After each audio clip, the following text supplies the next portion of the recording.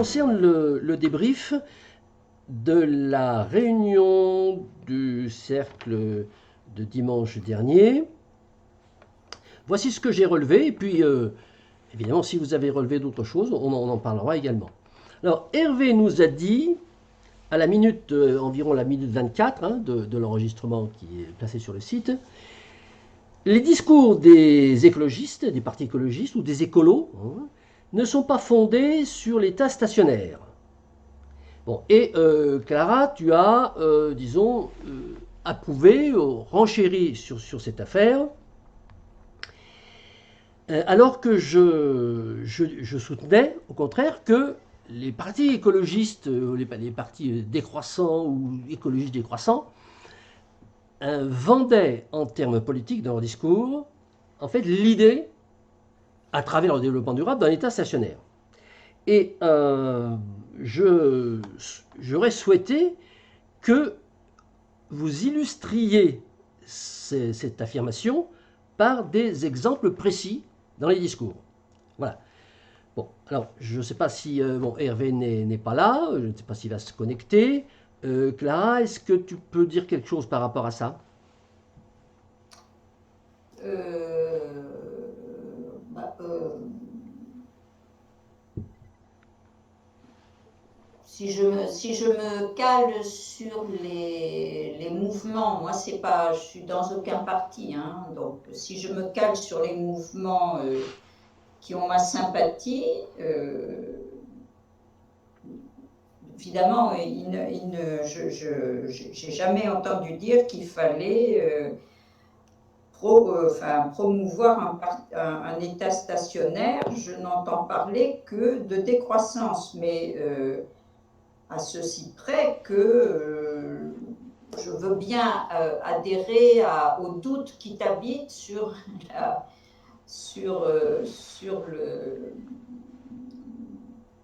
la pertinence de la définition de la décroissance qui est la leur. Hein. Je ne suis pas... ne pas faire de l'angélisme, ça serait absurde. Et, bon, mais je suis suffisamment peu... C'est pas politique quand moi je dis ça. Hein, je ne fais pas vraiment partie, je n'ai jamais fait partie d'aucun parti. Le dernier mouvement dans lequel j'étais, c'était Nouvelle Donne. J'aimais bien les propos de la Rotourou. Et la Rotourou ne prône pas du tout l'état stationnaire. Ça, c'est en tout cas jamais comme ça que je l'ai compris. Maintenant... il vaudrait mieux attendre que Hervé, qui lui est activement dans un mouvement, un parti depuis des années, il aura des arguments, des textes que moi je n'ai pas. Voilà.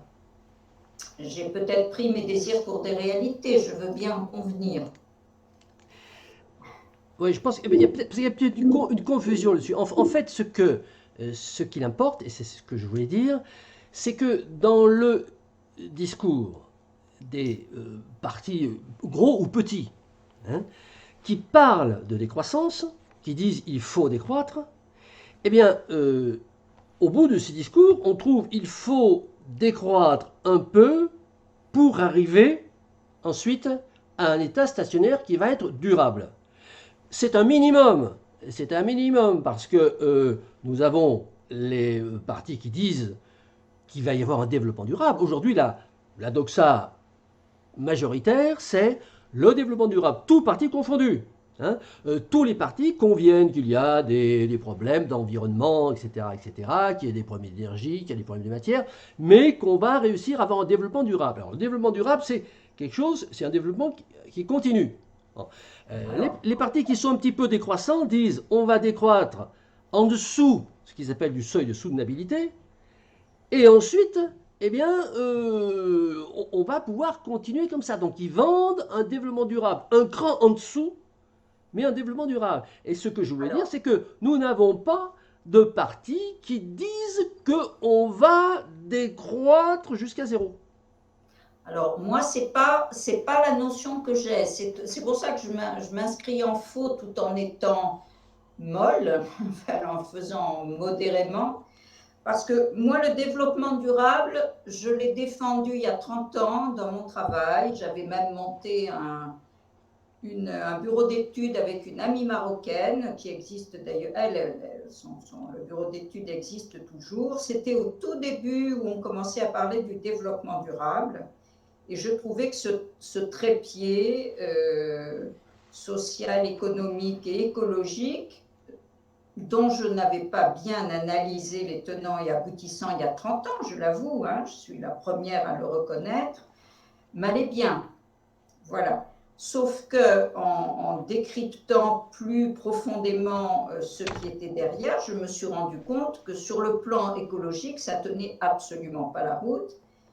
Et après avoir fonctionné pendant quelques années sur cette politique du développement durable, où j'avais écrit beaucoup de choses à l'époque, je me suis rendu compte que ce n'était pas du tout tenable sur le plan écologique, et que, en tout cas, ça n'était pas du tout ce que moi, je voulais faire. Donc, je me suis complètement détournée du développement durable depuis très longtemps. Donc, je n'aurais pas, mais je n'ai pas d'exemple là, je n'ai pas de texte ou de propos précis à te donner. Mais ça fait suffisamment longtemps que je milite contre le développement durable et ses propos fallacieux pour ne pas m'être laissé, ça par contre, voilà, je n'aurais pas adhéré à des groupements. J'ai jamais entendu, par exemple, Nouvelle Donne promouvoir le développement durable. Jamais. Je ne sais pas si toi tu as entendu, moi jamais. Donc si tu veux, c'est une autre. Alors peut-être que, voilà, je ne suis jamais allée à un meeting. Ce que je faisais, c'est que je prenais des textes, j'ai lu beaucoup d'articles, voilà. Je ne peux pas dire ce qui est à l'intérieur de mouvements auxquels je ne participe pas, je ne peux pas le dire. Mais si j'avais entendu promouvoir le développement durable, jamais je ne me serais inscrite à Nouvelle Donne. Donc là, je peux t'assurer qu'ils ne le promouvent pas. Après, quelle est la véritable nuance Alors, ce dont... Je ne peux pas affirmer ce que je ne sais pas, voilà. D'accord. Bien. Je pense que c'est une bonne... Je ne suis absolument pas Europe Écologie Les Verts je n'ai jamais été Europe Écologie Les Verts. J'ai regardé avec sympathie ce que disait Delphine Batho et Génération Écologie. Je n'ai jamais entendu promouvoir le développement durable non plus, mais bon, comme je ne la fréquente pas assidûment, je ne vais pas l'affirmer. En tout cas, moi, il y a plus de 15 ans que je me suis détournée du développement durable en trouvant que c'était complètement exactement ce qu'il ne fallait pas faire. Donc, tu vois, mais je te dis, j'ai probablement prêté à d'autres des points de vue qui sont les miens en m'illusionnant sur ce qu'ils proposaient. Je suis tout à fait prête à admettre ça. Alors, voilà. La question n'est pas d'admettre, c'est d'analyser la réalité. Ce que nous faisons ici, ce n'est pas d'exposer nos avis ou nos ressentis, c'est faisons une analyse. Ça m'est difficile, tu vois. Voilà, c'est pour ça que dans une discussion qui va dire politiquement les partis fonciers, ça, je suis très démunie puisque je n'y vais pas, donc je ne peux pas te dire. D'accord. Non, mais alors, c'est justement ce que nous faisons. Voilà. On étudie, là, ce chapitre-là, ce point, c'était rendre compte de ce que disent aujourd'hui les mouvements politiques sur le sujet de la décroissance. Bon. Ce que nous pensons, nous, bon, c'est autre chose. Il est important que nous sachions ce que disent les partis politiques lorsqu'ils parlent de décroissance. Voilà. C'est de ça que nous étions en train de parler. Oui. Je veux dire qu'il n'est pas besoin d'être adhérent de tel et tel parti pour savoir ce qu'il dit. Il suffit d'écouter, de se tenir au courant de ce qu'il dit pour l'analyser, le commenter, le critiquer. Donc c'était de ça dont nous parlions. Et ce que je disais, c'est qu'aujourd'hui, les partis, lorsqu'ils parlent de décroissance, que ce soit des partis étiquetés décroissance, ou que ce soit des partis pas réellement étiquetés décroissance, comme par exemple ELV, par la bouche d'un de leurs représentants, par exemple Delphine Batho, qu'est-ce qu'ils vont mettre dans le mot décroissance? Bon. Et ce que je disais, c'est que aussi bien les gens qui s'étiquettent décroissance, comme par exemple la maison commune de la décroissance, ou les objecteurs de croissance, le mouvement des objecteurs de croissance, eh bien, je disais qu'ils nous vendent en réalité un état stationnaire. C'est-à-dire qu'ils nous vendent effectivement un bout de décroissance. On va descendre un petit peu jusqu'en dessous de ce qu'ils appellent le seuil de soutenabilité, bon, qui n'est pas défini, ça c'est encore nos débats, mais ensuite ils nous disent, ça va, vous allez voir, on va pouvoir continuer comme ça sur un état stationnaire. Et donc, ils reprennent, ça c'est mon analyse, hein, voilà, et j'attends d'être contredit par quelqu'un qui vend en fait le seuil, le fait de décroître jusqu'à un seuil de soutenabilité, et ensuite, qu'est-ce qui se passe? Mystère boule de gomme. Et moi je dis, en fait, ce que vous vendez de développement durable. Et lorsque, par contre, on a affaire à des parties style élevé de film bateau, là c'est carrément des états stationnaires qui nous vendent, c'est-à-dire que il est prévu de décroître, de diminuer un petit peu ça et ça et ça, pour qu'ensuite on puisse aller sur du... Alors, je dirais au minimum de l'état stationnaire et au mieux un développement durable qui fonctionnera sur un cran un petit peu en dessous de la croissance actuelle. Voilà, donc il ne s'agit pas de nos convictions, hein. Il s'agit d'une analyse politique de ce que disent aujourd'hui, de ce que proposent aujourd'hui les gens qui parlent de décroissance. Voilà, et donc lorsque...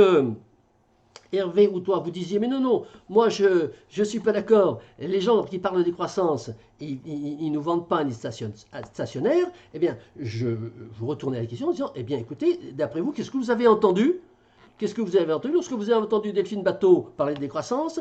Lorsque vous avez entendu telle personne, Michel Lepezan ou Vincent Léger parler de décroissance, ou Paul Ariès, qu'est-ce qu'ils mettent dedans? Voilà, c'est ça la question. Moi, j'entends d'état stationnaire au minimum et du développement durable au plus. Et vous, qu'est-ce que vous entendez? C'était ça la question.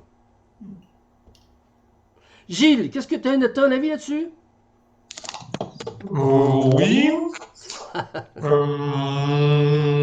Alors, mon avis. Oui, alors j'ai le même que le tien. Je pose la question. Avec Christian, on les a, contrairement peut-être à Clara, on les a fréquentés. Oui. Assez pour savoir, avoir une idée de ce qu'ils sous-entendent par là. Une idée, parce que comme tu dis Christian, c'est jamais très clair, donc on est obligé de fréquenter longtemps, et de creuser longtemps, et de regarder derrière pour essayer de supputer. Donc tout ça est très flou, et certainement donc pas vrai, mais on est obligé de faire avec ce qu'on a. Donc en effet, c'est bien quand on rencontre quelqu'un, je ne connais pas Hervé, mais si Hervé dit quelque chose, c'est vrai que ça serait bien de clarifier, parce que lui, il a peut-être accès à ces gens-là maintenant. Peut-être on les fréquente moins, c'est moins, peut-être qu'ils se font clarifier, les choses bougent. Donc c'est bien à chaque fois de remettre au goût du jour. Et puis les gens eux-mêmes bougent avec l'actualité. Donc savoir aujourd'hui, tous ceux qui parlent de décroissance, parce qu'il y en a de plus en plus qui en parlent, en plus c'est même pas que les historiques, les nouveaux en parlent. Donc qu'est-ce qu'ils entendent par là? C'est très, très intéressant de savoir. Moi, le point que je voulais rebondir, c'est ce que disait Clara, qui parlait de son histoire avec le développement durable. Moi, ce que j'ai surtout cherché à comprendre pour comprendre le présent, c'était de comprendre le passé. Je suis un peu plus jeune que vous, j'ai moins d'expérience en politique que vous, parce que j'ai fait autre chose dans la vie. Voilà, j'ai des parents qui étaient très politisés, donc moi, du coup, je m'en suis éloigné. Et du coup, c'est uniquement Thierry Salentin qui m'a expliqué très clairement d'où venait le mot, quand est-ce qu'il a été fait. Je ne sais plus, là, dans l'Amérique du Sud, lors du premier groupement avec Boucrin Dubourg, je ne sais plus quel autre. Enfin, voilà, d'où viennent les mouvements, qui, parce que moi, c'est ce qui m'intéresse, c'est d'où vient l'argent. Comme un peu un Colombo, tu vois. C'est qui a tué, pourquoi, le mari, l'argent, c'est quoi les intérêts derrière tout ça? Donc, chercher l'argent, chercher des grands mouvements d'influence, qui sont pas forcément de l'argent. Donc c'est pour ça que Thierry Salentin, je lui ai posé des questions, il m'a bien raconté le derrière du décor. Nous, on voit toujours le devant, et on ne sait pas qui invente les mots, qui passe en première page de journaux, qui pousse au fait que aujourd'hui, ça va être ce mouvement-là qui est là. Donc derrière, évidemment, les multinationales qui veulent se verdir, tout ça. Donc c'est pour ça que le développement durable, et puis faire un mesure qu'on creuse, puis il ne m'a pas tout dit. Alors il faut que je creuse. Donc c'est pour ça qu'on vient toujours à Georges Brogan, c'est la base. a beaucoup la touche, parce que c'est la base, mais la touche, c'est l'Afrique, c'est pas l'Europe. Donc, tout ça, il faut décrypter, parce que Vincent Liéger dit le pape, c'est la touche, et le curé, c'est Ariès. Donc, il faut faire une hiérarchie entre tous ces gens-là. Qui a pensé en premier, qui a repris les pensées des autres et les a orientés vers ses idées à soi. Et voilà, donc c'est ça que je poserai la question à Christian, c'est, comme tu repars de Georges Escourogel, toujours de la base, il faudrait aussi que politiquement, tu nous fasses, ou si tu le sais, si tu ne le sais pas, tu fais des recherches, tu nous fasses un petit brief, mais résumé, qu'on ait, on n'a pas besoin de savoir tous les détails. On a besoin de savoir des détails qui seraient importants pour aujourd'hui, pour comprendre pourquoi on en est là aujourd'hui, et qui va récupérer tel mot, tel mouvement, et qui va s'en servir pour nous dire, voilà, dans les années 70, il y avait ça, il y avait Dumont, il y avait machin, il y avait truc, et lui, il a utilisé ça, mais il a été trahi par machin, il a récupéré son mot pour lui dire ça, etc. etc. Donc ça peut paraître des dramas à la con de Paris Match, mais des fois, ça nous donne des renseignements sur les forces politiques en puissance et comment ils détournent les mots, comment ils mettent quoi derrière. Et voilà. Donc j'aimerais bien avoir un historique de comment est apparu le mot français. Est-ce que c'est une traduction du mot anglais sustainable, qui n'a jamais été traduit? Est-ce que le mouvement vient de France, ou est-ce qu'il vient du monde anglo-saxon, etc., etc. Donc moi, j'avais comme idée de faire le premier historique du premier groupement écologique, là, le premier, comment ça s'appelle là? Le premier truc du développement durable, le mot apparu là, les années 80, je ne sais plus, et savoir ce que nous on dit de tout ça. C'est-à-dire que quand l'homme blanc dit en effet développement durable, est-ce que c'est développement pour l'Afrique? Est-ce que c'est pour la France? Est-ce que c'est pour se développer à l'infini? Est-ce que c'est pour se développer en plateau? Et souvent, quand Christian dit en mode constant, tout le monde pense ah, bah, ça va être ma vie avec juste quelques degrés en moins, une voiture en moins, je ne sais pas, un appartement plus petit, ou toi, on pense un petit peu décroissance, et puis du coup, on dit que ça va durer à vitam aeternam. Je pense que c'est ça, dans la tête, quand les gens ils pensent plateau, enfin, accroissance. Bien sûr. Voilà. Et donc, c'est ça. C'est donc, revenir à un état de développement des années, peut-être, oui, fin du siècle, fin de 1800, entre fin du 19e. On n'a même pas vécu ça dans nos chairs avec les crottes de chevaux, tout ça. Moi, je suis née en 50. Je pense que Christian se souvient de ce qu'était la France des années 50. Enfin, je ne sais pas quel âge il a, Christian. Mais ça n'avait rien à voir avec... voilà. Oui, mais des fois, moi je parle à mes parents, ils avaient déjà l'eau, ils avaient déjà l'électricité. C'est dur de retrouver des gens aujourd'hui qui ont vécu sans eau, sans électricité, avec du crottin à ramasser tous les jours. Enfin, voilà. Donc c'est dur de trouver encore des gens comme ça. Donc là, l'Afrique a aussi pour nous comment dirais-je, un avantage, c'est qu'elle a les mines. En fait, elle sait ce que c'est que des mines à ciel ouvert qui elle a sur ses territoires comment dirais-je, la démonstration du cataclysme que procure la croissance. Alors, je vous proposais de recentrer un peu le voilà, parce que moi, mon idée, c'était de faire quand même un historique. Voilà, alors... Si tu pouvais le faire, si toi, tu as des connaissances historiques sur les dates et sur comment les termes sont apparus, par quel mouvement politique, ça c'est intéressant. Voilà, je voudrais recentrer le débat et revenir à la politique. L'idée de faire un historique de la décroissance, c'est... D'abord, c'est pas nouveau, tu sais très bien, Gilles, que ça fait un moment qu'on en parle. Oui. Et l'intérêt de faire cet historique, c'est de voir comment, politiquement, le mot a évolué, et moi je dirais comment il a été dévoyé, et comment on est arrivé à une imposture. Bon, ça c'est la conclusion à laquelle j'arriverai probablement lorsque j'aurai fait cette analyse, cette généalogie historique.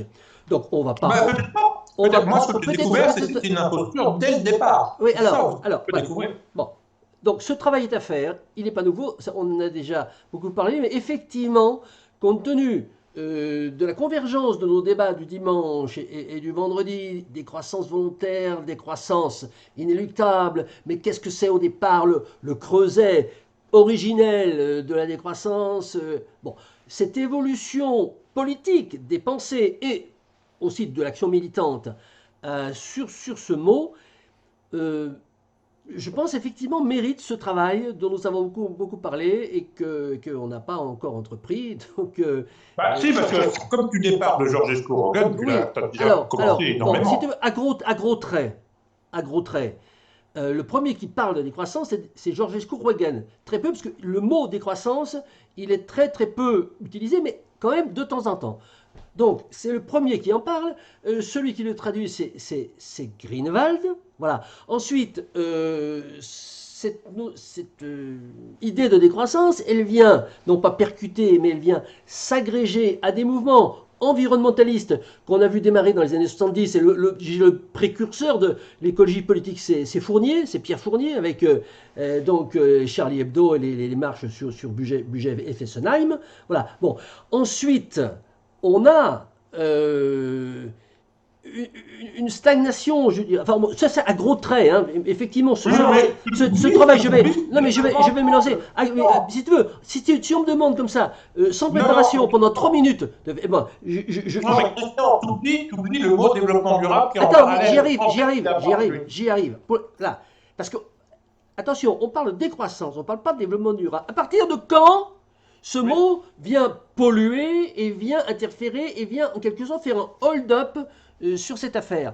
Eh bien, ça vient de Roegen, mais pas par Roegen, ça vient par son disciple Herman Daly. C'est Daly la charnière. C'est-à-dire, c'est 1990. Et c'est son bouquin Steady State Economy. Steady State Economy, c'est son travail à la Banque mondiale. Et puis, c'est lui qui lance le Steady State Economy, dérivé en Sustainable States, qui est déjà pas pareil que Steady State Economy. Et Sustainable State, qui est traduit en français par développement durable, ce qui n'est pas non plus la même chose, parce que Sustainable State, c'est un état soutenable. Développement durable, ça dit autre chose. Mais tout ça, ça vient de la politique, ça vient du marketing, du truc vendeur, etc. Bon. Et derrière, Mais moi, j'y crois pas, Christian, moi, j'y crois pas. Ça. Moi, j'y crois pas. C'est-à-dire, quand on a traduit Sustainable, parce que moi, c'est le même écho que j'ai eu. C'est les années 90, il y a un sommet à Rio, je ne sais plus quoi, et les Français traduisent Sustainable par développement durable, et pour moi, ce n'est pas simplement les affaires de marketing, c'est des trucs politiques de gauche, de vert, oui, nous sommes d'accord. Derrière. Mais tu sais bien que nous sommes d'accord, Gilles. C'est pas la peine de nous détriper, nous sommes entièrement d'accord. J'approuve 100% ce que tu dis. Alors maintenant, je reviens à la décroissance. Dans la décroissance, des gens comme Ariès ou Liéget qui étaient en culotte courte à cette époque, ils lisent Roegen. Et ils sont fascinés. Vincent est fasciné par Roegen. Il fait une émission dans les jardins du Sénat avec Greenwald sur la décroissance de Roegen. Ça c'est en 2000. Et puis, qu'est-ce qui se passe? Donc Vincent, il se met à vendre la décroissante, le truc qui va vers zéro, qui est la thermodynamique, la loi de l'entropie, la deuxième loi de la thermodynamique, etc. Et puis, qu'est-ce qui se passe? Il monte un parti politique qui s'appelle d'abord le Collectif parisien pour la décroissance. Il reçoit Yves Cochet en 2005 ou 2007, une formidable conférence de Yves Cochet là-dessus, où il explique avec des courbes à $, puisque Jean Lahoraire m'a confirmé que Cochet est allé chez lui pour chercher des courbes. Il projette toutes ces courbes. D'ailleurs, la vidéo de cette conférence, vous pouvez la voir sur mon site, puisque je l'ai repliquée. Elle est formidable. Alors, il y a un décalage avant, parce que c'est un vieil enregistrement, un décalage entre les lèvres et le son. Elle est formidable, c'est plein d'humour. Et Yves Cochet était dans une forme éblouissante à ce moment-là. Voilà. Et donc, voilà. Et puis, le collectif pour la décroissance le collectif parisien pour la décroissance devient le PPLD. Avec l'agrégation de Vincent Chenet, etc., ça fait le boom que tu sais, donc la scission, le clivage, et puis ça devient politicien, c'est-à-dire que il faut avoir des adhérents. Et qu'est-ce qui se passe? C'est que lorsque les premiers du PPLD commencent à parler de Roegen, de la fin du pétrole, etc., ça fait fuir les militants.